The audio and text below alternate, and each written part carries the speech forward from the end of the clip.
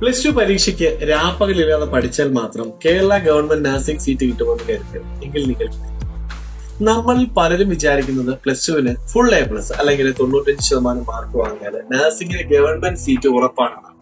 എന്നാൽ സത്യം അതല്ല. മാർക്ക് വാരിക്കോരി ഉണ്ടെങ്കിലും LBSന്റെ ഇൻഡെക്സ് മാർക്ക് സിസ്റ്റം എന്താണെന്ന് അറിയാത്തതുകൊണ്ട് മാത്രം ആയിരക്കണക്കിന് കുട്ടികൾക്കാണ് ഓരോ വർഷവും ഗവൺമെന്റ് സീറ്റ് നഷ്ടപ്പെടുന്നത്. നിങ്ങളുടെ കുട്ടി കഷ്ടപ്പെട്ട് പഠിക്കുന്നത് വെറുതെ ആകരുത്.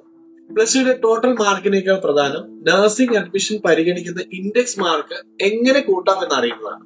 കുട്ടികളുടെ കഷ്ടപ്പാട് വെറുതെയാകുന്നത് അവർക്ക് മാർക്ക് ഇല്ലാത്തത് കൊണ്ടാണ്. മാതാപിതാക്കൾക്കും കുട്ടികൾക്കും ഈ അറിവില്ലാത്തത് കൊണ്ടാണ്. ഇത് കേട്ടപ്പോൾ എനിക്ക് ഇതിനെപ്പറ്റി അറിയില്ലായിരുന്നല്ലോ എന്ന് തോന്നുന്നില്ല. ആ പേടി വേണ്ട. പരീക്ഷയ്ക്ക് മുമ്പേ തന്നെ ഈ സിസ്റ്റം പഠിച്ചാൽ നമുക്ക് സേഫ് ആകാം. ഇൻഡെക്സ് മാർക്ക് എന്നാൽ എന്താണെന്നും അത് എങ്ങനെയാണ് കാൽക്കുലേറ്റ് ചെയ്യുന്നതും കൃത്യമായി ഇൻഡെക്സ് എന്ന് താഴെ കമന്റ് ചെയ്തു.